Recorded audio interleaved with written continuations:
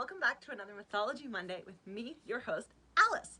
Today we are going to be talking about another mythological creature that may or may not be exhibited in my world of Torian, and today that is mermaids. Now, I'm pretty sure everybody knows what mermaids look like, but just in case, bottom half is a fish, top half is a human, and in plural are typically referred to as merfolk. Now, they are actually from a whole bunch of different cultural histories and legends, everywhere from the Greeks to the Japanese to different Europeans, and even in Africa. So sometimes they are worshipped as deities that control the water or weather type things. In other versions, they're very ominous, more like a sea creature. Think siren, that would lure sailors to their deaths. And the legend of them goes back hundreds of years.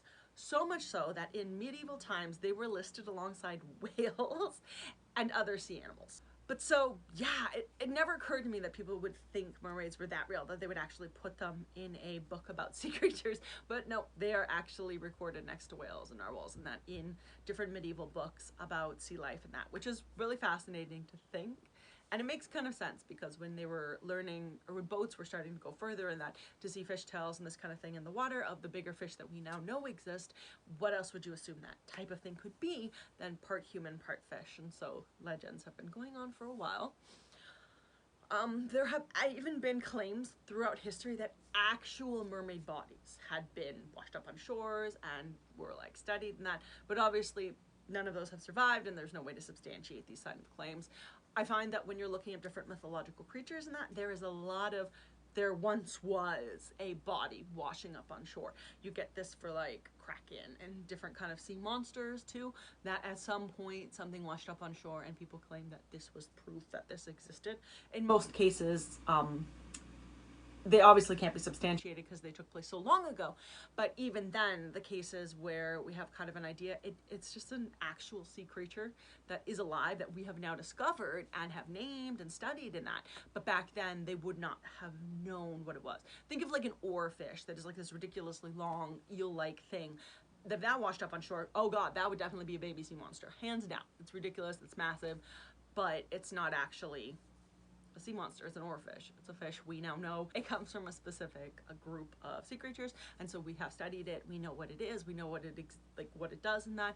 But in the olden times, when people did not know as much about sea life as we do now, they would have been shocked to find something this massive and gigantic on the beach, and would have immediately declared it a sea monster, which makes perfect sense.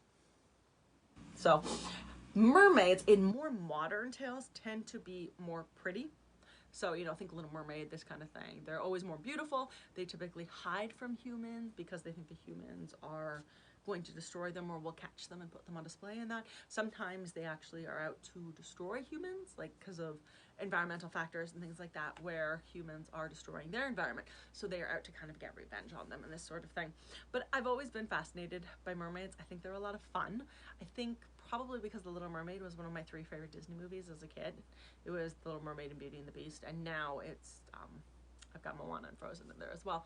But I just thought that I really liked swimming as a kid too. So the idea of being able to breathe underwater, and that was always fascinating, and seeing what was under the water, I think is one of the reasons that mermaids still survive so much in our cultures and in our stories, and that because the sea is still such a mystery to us.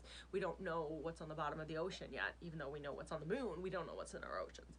And because of that, I think the idea of mermaids is something that people will always continue to believe in and go with, simply because it's fun and it sparks our imagination.